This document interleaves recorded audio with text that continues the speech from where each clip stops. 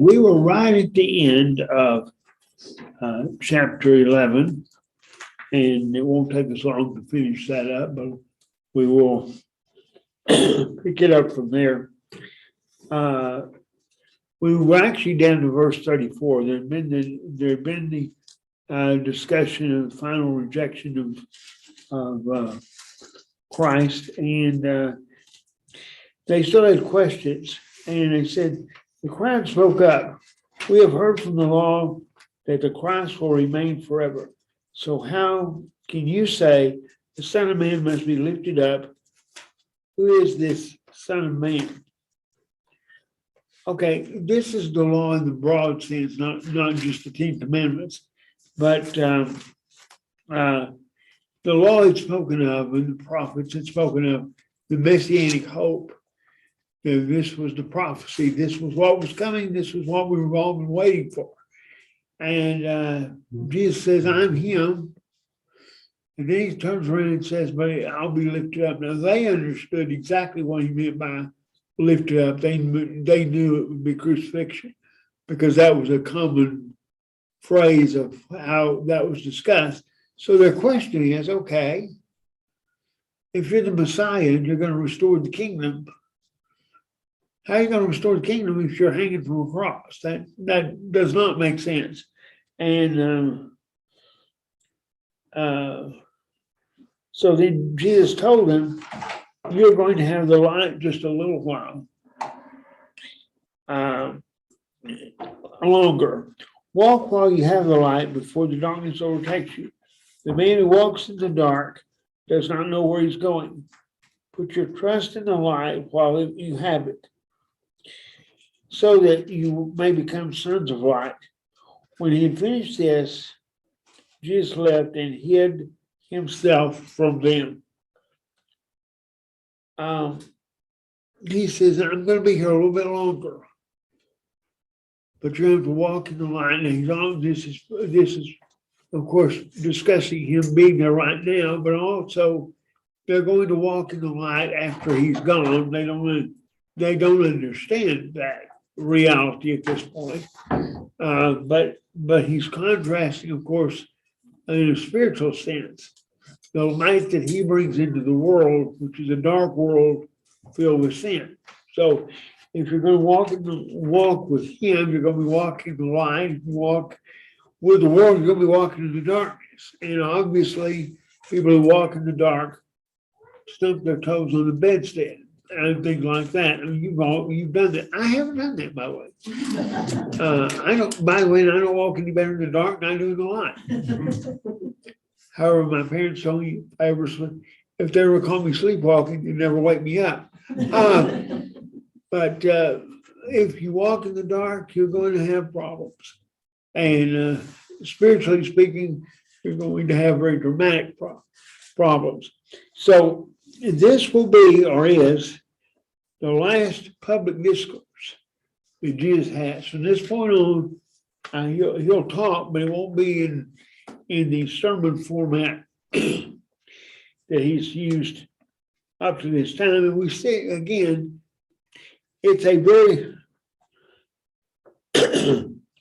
repetitive situation that he goes through, because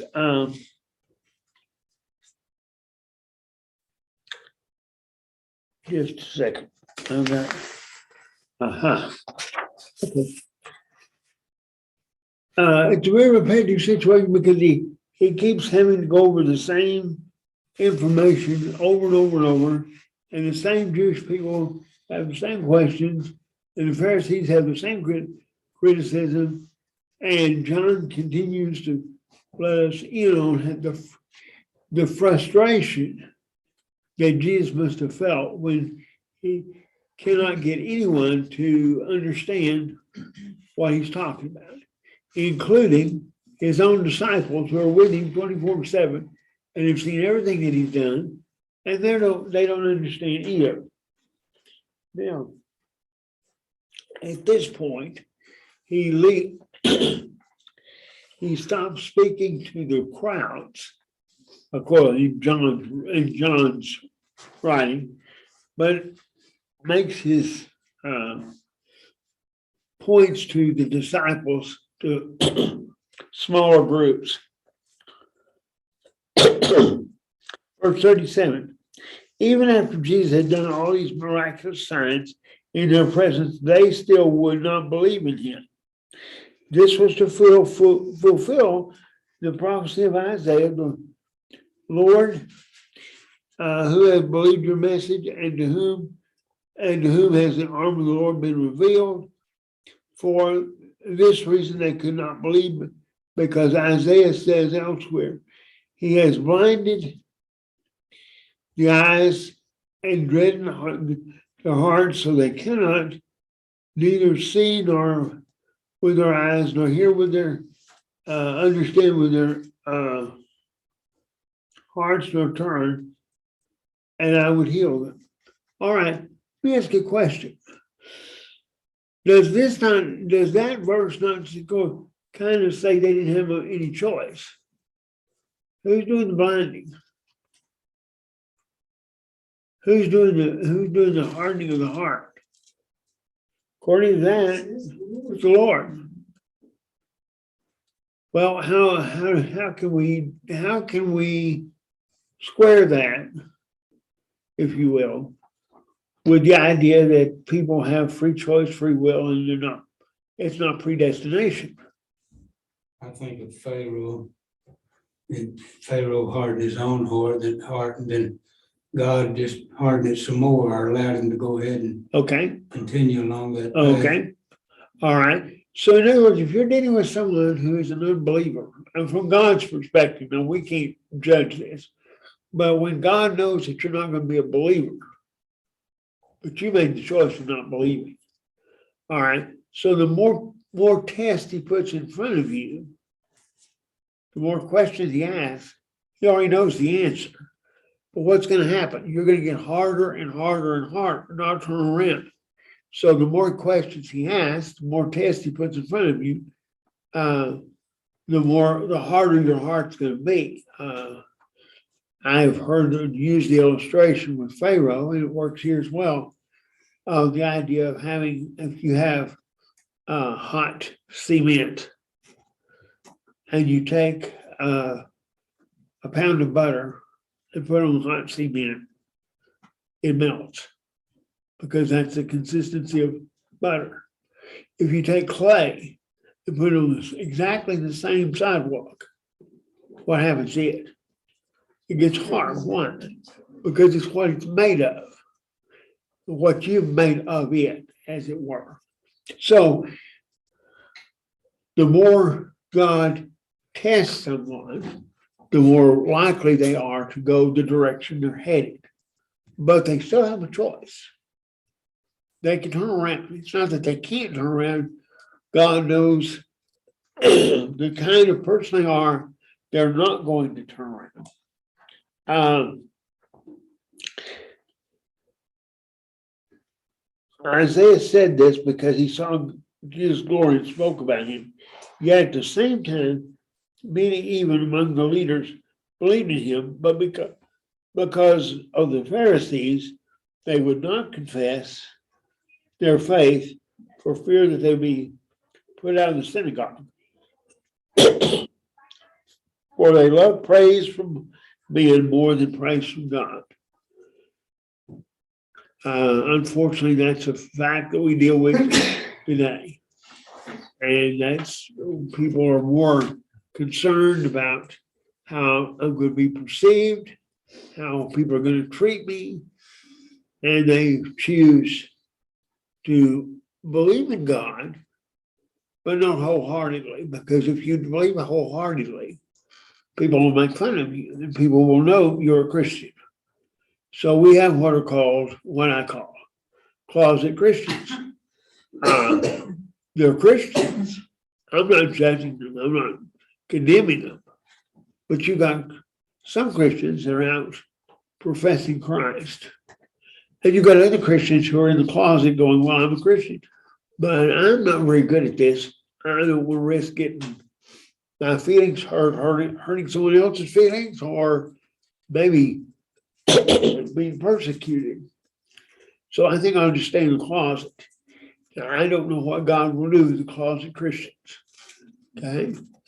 I'm not going to judge them. I'm not going to say what he'll do, but I'm just giving you that breakdown of how you can view people without being judgmental.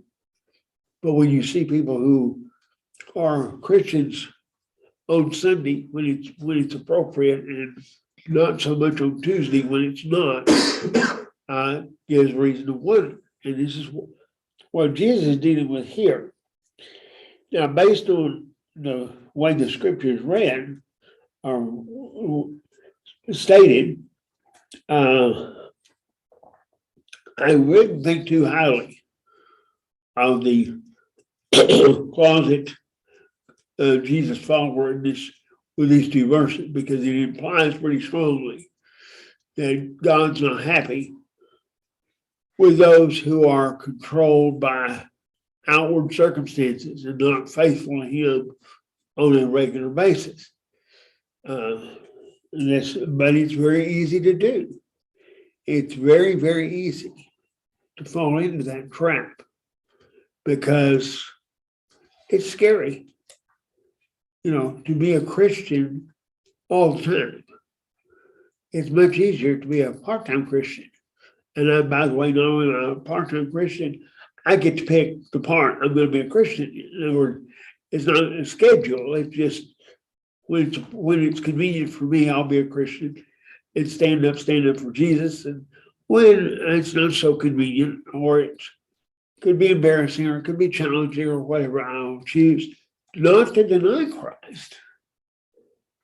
Necessarily could happen, but I just won't speak up for him. We'll see this come up a little later when Peter has to make this decision, and he thinks he's going to get away with it, but it turns out circumstances change and he's in a position where he can't get out of having to do something. Then Jesus, right out, when a man believes in me, he does not believe in me only, but he believes in the one who sent me. When he looks at me, he sees the one who sent me. I have come into the world as light, so that no one who believes in me should stay in darkness. As for the person who hears my words and not keep them, I do not judge him, for I did not come to judge the world, but to save it. There is a judge for the one who rejects me and does not accept my words. The very word which I spoke will condemn him in the last day. For I did not speak on my own accord, but the Father who sent me commanded me what to say and how to say it. I know that his command leads to eternal life, so whatever I say is just what the Father has said or told me to say. Even Jesus does not take on the role at this point of being the judge. He says, I'm not here to judge. I'm here to save. What I say will save you if you listen to me. If you choose not to listen to me, there is one who will judge you. Now, who's he talking about? His Father in heaven, okay? And he said, but it's not my job. But let me tell you this. If you don't listen to what I say, do what I say, I know what's going to happen.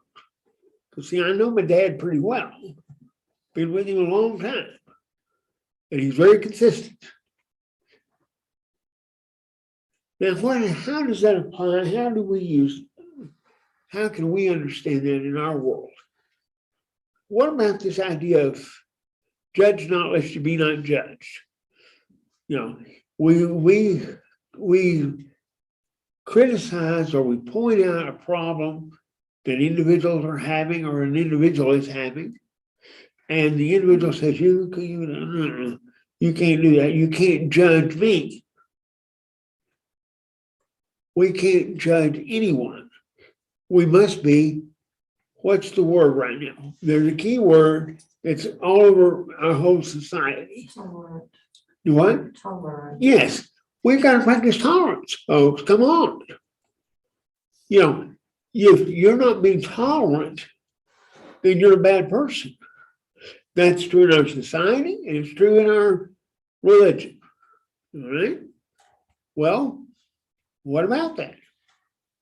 It does say, "Judge not lest you be not judged." I mean, they quote the scripture correctly. How can you be tolerant and judgmental, and at the same time, somewhere in here, follow the word of God? What does God want us to do? How do you run into complications here? Verse, and I'm not trying to pit scripture against scripture. I'm saying we have ideas given to us, presented to us, where on the one hand, we're supposed to do something about sin. And on the other hand, we're not allowed to do any judging of what sin is. Because you see, whatever sin is to you may not be sin to me. So therefore, you've got to be tolerant. You got to be tolerant of me because, and I'll be tolerant of you because we can't agree on what sin is. Well, we can agree on we cannot agree on even what truth is, but truth to us is in the scriptures. Right. And so we believe it and we stand up for it. Okay. It doesn't mean that you have to be rude about it or anything, but it means that you say, this is what I believe and this is why I believe it. If you don't believe it, I can't make you believe it. Right. But this is where I stand. And so I want to make that stand. That's what Christians have got to do. It reminds me of when they were beheading the people, that Al Qaeda was, and so on. They had these, I think it was 6 individuals that they had captured in Egypt. And they took them out and they cut their throats and made a big show out of it. And they never denied God. And they said that they died for their faith.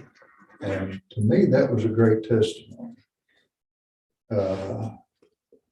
They were willing to do that. And I think they're heroes. I think they showed that they believed in Christ unto death, even though they could have gotten off if they had taken the advice of their captors, but they wouldn't. They continued to believe in God and confessed Him all the way to death. So that's kind of where today on this side of the cross we stand. Those people there were fearful of the religious leaders, and they were fearful of the Roman leaders, and all of the political implications of them saying that Jesus, through his miracles, proved who he was. So they're kind of like a lot of us today, whenever we're shamed to say the name of Christ, we deny Christ. And that's wrong.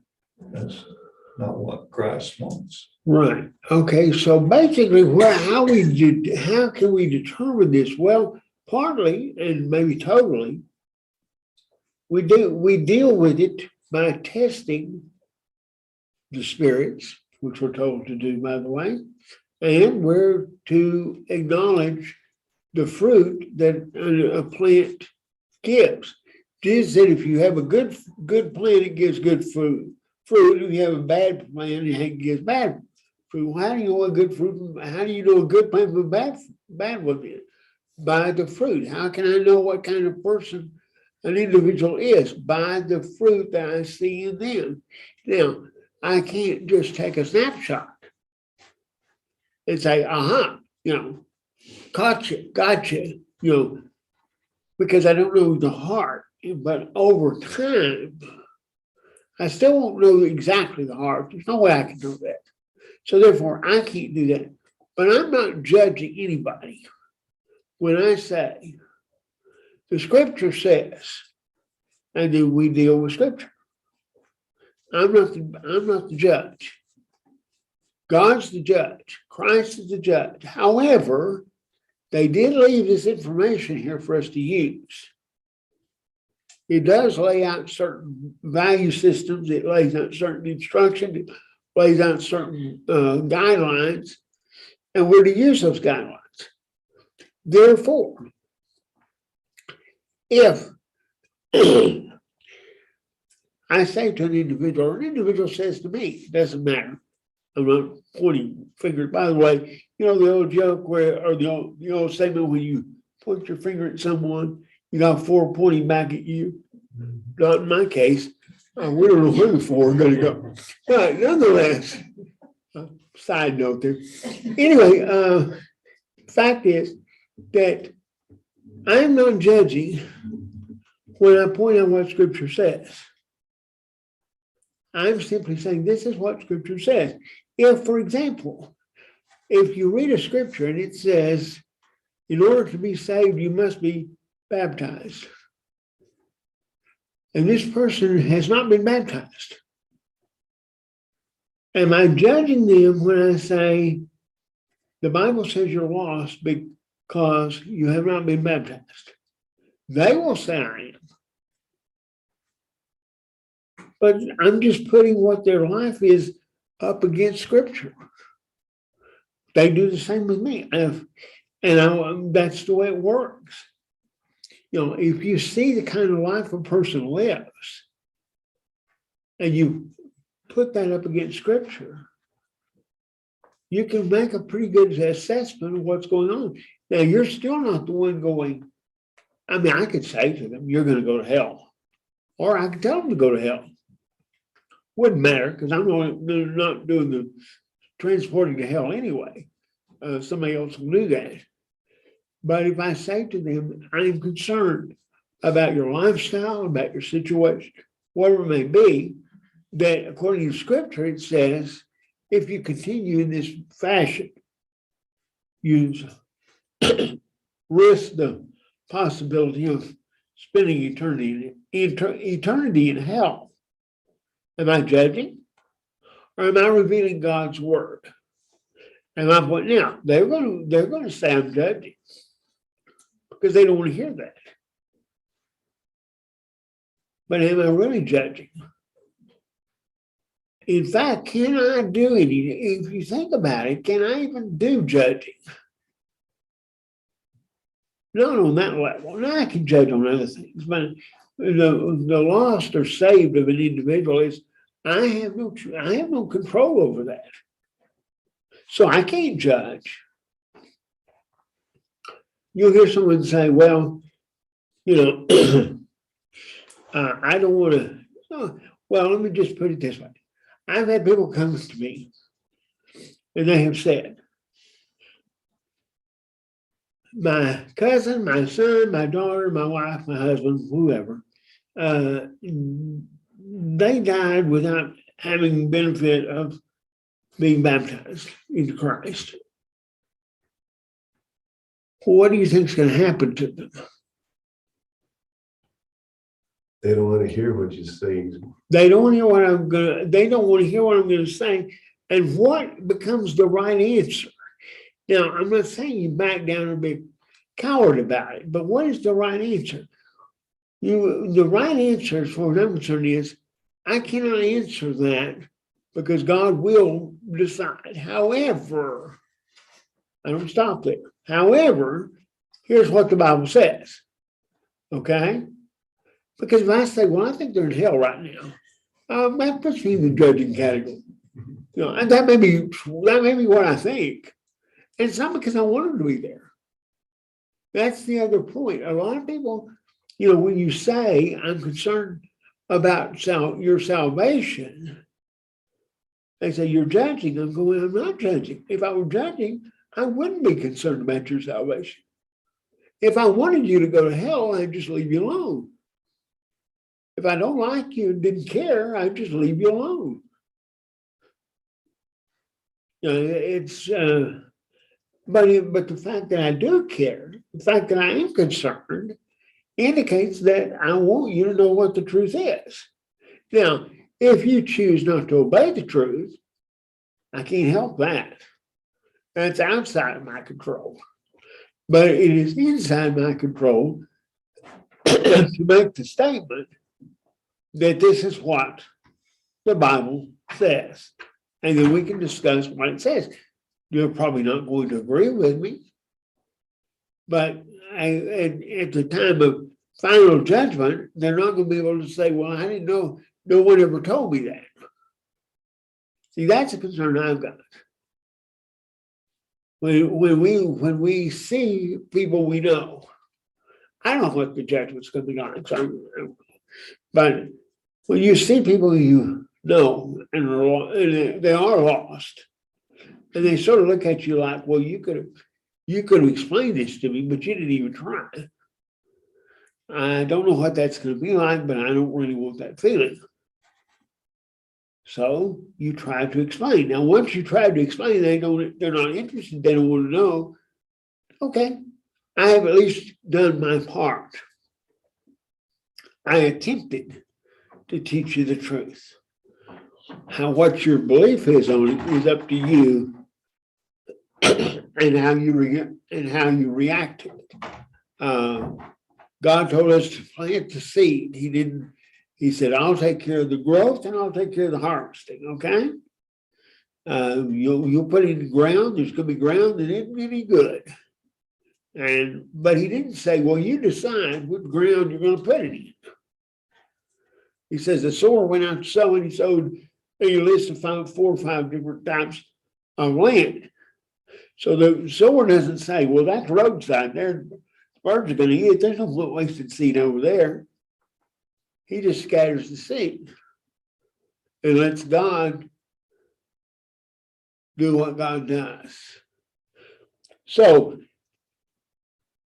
we need to be careful because it's real easy, especially in our society right now, where tolerance is praised above almost everything. That we understand the difference between tolerance and letting people just go their merry way without making any effort to change the direction that they're going. All right. Chapter 13. It was just before Passover feast. Jesus knew that the time had come for him to leave this world and go to the Father. Having loved his own who were in the world, he now showed them the full extent of his love. The evening meal was being served, and the evening meal was being served, and the devil had already prompted Judas Iscariot, son of Simon, to betray Jesus. Now, we made this point earlier, and I want to make it again. There are those who believe that Judas had an ulterior motive of trying to get Jesus to start his kingdom up, and thought if he brought in the soldiers and brought in the opposition directly to them, that would cause Jesus to do what Jesus came to do, which is set up his kingdom. I would prefer to take what the scripture says, which is Satan had already entered his heart. Well, we know he was a thief all the way from the beginning. So Satan didn't just enter his heart today. Satan was already there. Now, Satan, at the initial time that Judas was called by Jesus, he might not have been willing right then to betray Jesus. But Satan arranged to keep working on him and got him to the point that he was ready. Did he have a choice? Yeah. Was somebody going to betray Jesus? Yes. Who? Well, it turned out to be Judas. But I don't know that at the time Jesus calls you Judas, Jesus would say, I'm calling you because I need somebody to betray me, and you look like a willing candidate. Would you like to betray me later? I mean, with this, how does 30 pieces of silver sound to you? Anyway, let's find out right now if you're the right one. No, but God's going to work everything out. And how does God get Judas ready to betray Jesus? He allows Satan to enter his heart and to work on him. Now, was Judas a crook? Yeah. Was he a thief? Yeah. Did he love money? Yeah. Well, if you take a person that has that kind of mindset, how does 30 pieces of silver on one fell swoop sound? That ain't too bad. So what do? You take a person with this kind of mentality, and over time, he gets to the point he's willing to go so far as to betray Christ. So it's not a matter of he didn't have a choice. But he was a mindset that was easily directed that way. When Jesus called him. All right. So Jesus knew that the Father had put all things under his power, and he had come from God and was returning to God. So he got up from the meal, took off his outer clothing, and wrapped the towel around his waist. After that, he poured water into a basin and began to wash his disciples' feet, drying them with the towel that was wrapped around him. He came to Simon Peter, who said to him, Lord, are you going to wash my feet? Jesus replied, you do not realize it now, but what I'm doing. You do not realize it now, what I am doing, but later you will understand. No, said Peter, you shall never wash my feet. Peter is good at putting his foot in his mouth. I mean, he really does. He's consistent with it. I mean, it's amazing how consistent he is. You would think 3 years worth of training might slow that down a little bit. I'm thankful these examples are in here. Well, yeah, it makes us feel better when we put our feet in our mouth, doesn't it? Yeah, and this was dirty feet, by the way, and washed it. So it didn't matter what condition his foot was in, he didn't mind putting it in his mouth. But yes, but he said, no, you're not going to do that. It just answered, unless I wash you with, you have no part with me. Then, Lord, Peter replied, not just my feet, but my hands and my head as well. Took one foot out, put the other foot in. Jesus answered, a person who has had a bath needs only to wash his feet. His whole body is clean, and you are clean, though not every one of you. Sounds like Jesus already knows what's coming, doesn't it? Prophetic, God told him, he figured it out, he could see. I don't know what level, but he did know that Judas was there. And he did know what Judas' role was. For he knew that he was going to betray him, and that was why he said, not every one of you is clean. Okay. Now, we have a situation where Jesus needs to illustrate a point. And he illustrates the point by getting involved with human endeavor on a human level. It would be very simple as far as the disciples' feet were concerned. It would be very simple. Jesus could just said, be clean. And if that was the Father's will, the feet would have gotten clean. He wouldn't have to do anything. if you're working, that's the beauty of God. God can speak it into existence and he can clean it up the same way. Now, Jesus cannot just say, be clean, unless that's the will of the Father. So he doesn't. He gets down and he literally washes the disciples' feet. He gets involved on a personal level. By the way, he could have brought in servants and had paid them to clean up his feet, clean the disciples is apostles and disciples put together. He could have had someone hired to do that. That would have been easy. And they had money, and Jesus is not going to need money much longer anyway. So he could have said, hey, let's just pay these servants to come in here and do this. Well, but he doesn't. He could have prayed to the Father, clean their feet. He could have done that. But he didn't do that either. What did he do? He actually physically got involved in washing the disciples' feet. Now, it's a good illustration for us. It's a good thing for us to know. It is not a commandment of Scripture that we should wash each other's feet.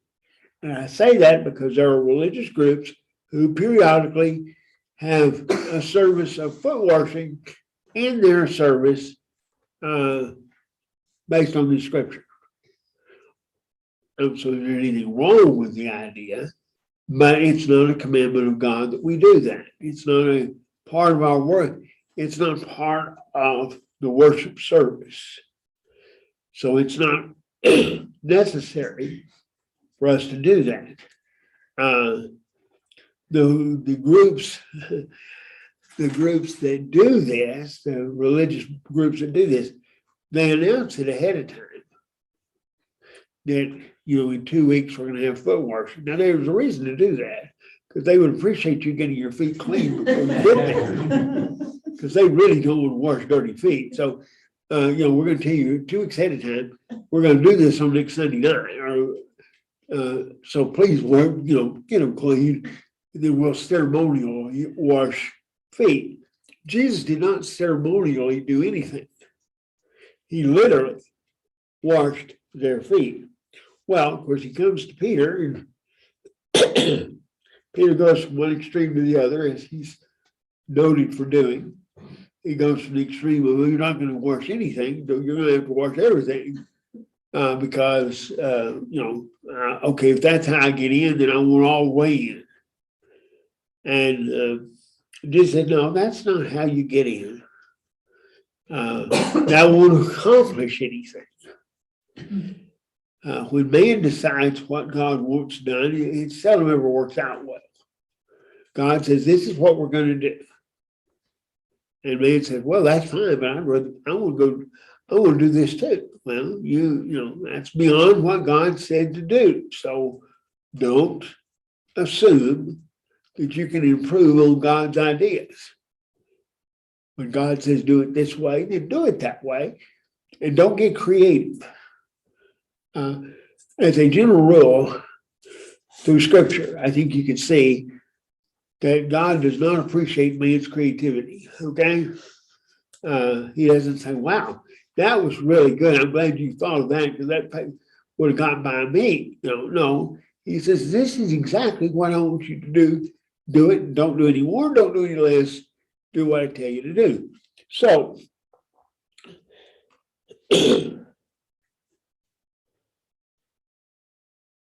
Jesus says, this is what you're going to understand this later on. You're not going to understand it right now. What are they going to say? What are they going to understand later on that they don't understand now?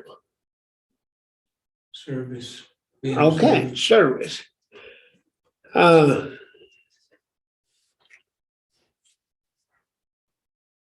Probably ought to have you shut the video camera off, but I guess I'll risk this anyway.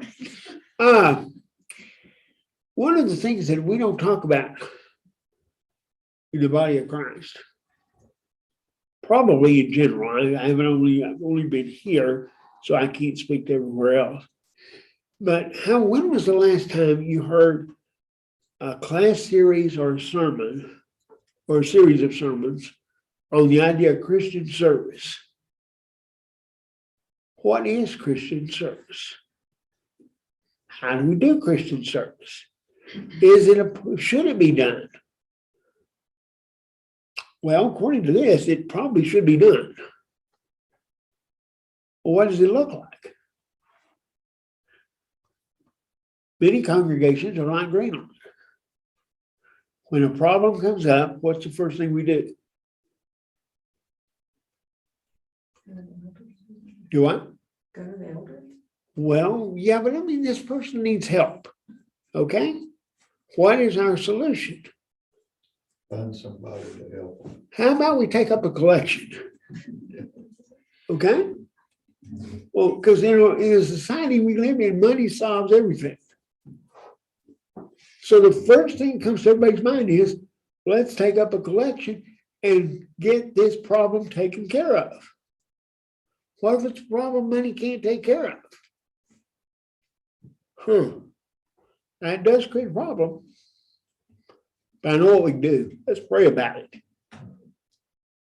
We don't have to get involved. We just pray about it and it'll somehow work itself out. The idea of Christian service is illustrated in a phrase that you've not heard probably in decades. How many of you remember the phrase church work? Church work used to be everywhere, and now it's nowhere. There is no church work anymore. In fact, if you really look at it, you'll find out there's no work anywhere.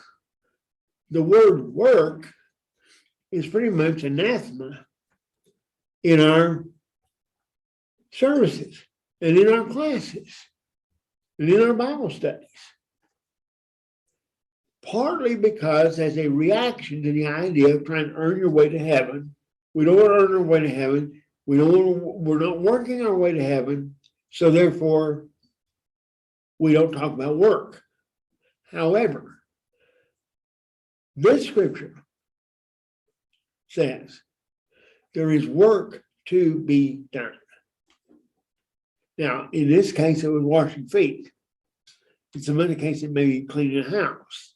It may be cooking meals. It may be a lot of things. Now, there's still meals being cooked here at Green Lawn, but not as many as we used to. Why? Well, we have it catered. Now, we don't have it catered to individuals, but we have banquets, we have this kind of thing. And it's paid for. Everything, or not everything, that's an over-exaggeration. Many things that individuals used to be involved with are now being paid for. The service gets done. You know, it's fixed. It's fixed. You have, just as an example, you have a situation where you have a meal at a funeral or whatever. And in many cases, if not all cases, when this meal is done, a lot of it is paid for, already cooked and ready to go, and people bring in the veggies and the dessert, but the meat, the difficult, expensive part is covered. Now, is there anything wrong with that? No, absolutely not. It's not unscriptural. It's perfectly scriptural to do it that way. But what we get away from is the idea of service, because we're a bought and paid for situation. Therefore, I don't have to be, if I've got money, I can buy my way out of having to actually get out there and doing a whole lot. And our generations have grown up now who've lived under this rule, and they don't know what to do. I think it would be very interesting to get in the younger children, not little children, but grade school wise and so on. And I asked him, what does it mean? What does the word service mean? I think it'd be interesting. You might be surprised at the answers you get, because they don't see it anymore. Things that used to be done as Christian service are now things that are being done as bought and paid for. I know many years ago now, there were people who needed their house cleaned. I mean, the mother was ill or whatever, and they needed help. I kid you not, the Mary maid showed up at their house and cleaned their house, because I was fairly close to the house and saw the Mary maids there, paid for by the church. Well, wonder why. Well, maybe it's because the people who used to go do all that stuff are busy working now, and there was nobody to go. So it's better to pay for it to be done than not have it done at all, which I agree with that. I'm not angry. I'm just pointing out a reality of what is Christian service, and are we involved with it at all? What is church work? I know that's not a biblical phrase. I know that. But many of you will remember, especially in this class, when not every Sunday, but many Sundays, we sang a song. I'm back on songs again. To the work, we're servants of God. Hey, when was the last time you heard that? You forgot it was in there. Why? Because we don't want to talk about it. And when we don't talk about it, we don't sing about it, we don't pray about it, it doesn't get done. The work still gets done. It's just not by individuals, it's by committees who may hire it out, may do it, whatever. Now, there are people in Greenland. I do not want to slide anyone. There is a lot of work that's done at Greenland by individuals. So I'm not saying it's not being done. What I am saying is it's not being discussed. It's not being promoted. It's not being shown to young people what that means. And I think it might be a good idea if we started talking about it, teaching about it, and doing it. I appreciate your time. I've kept you a minute over. I apologize.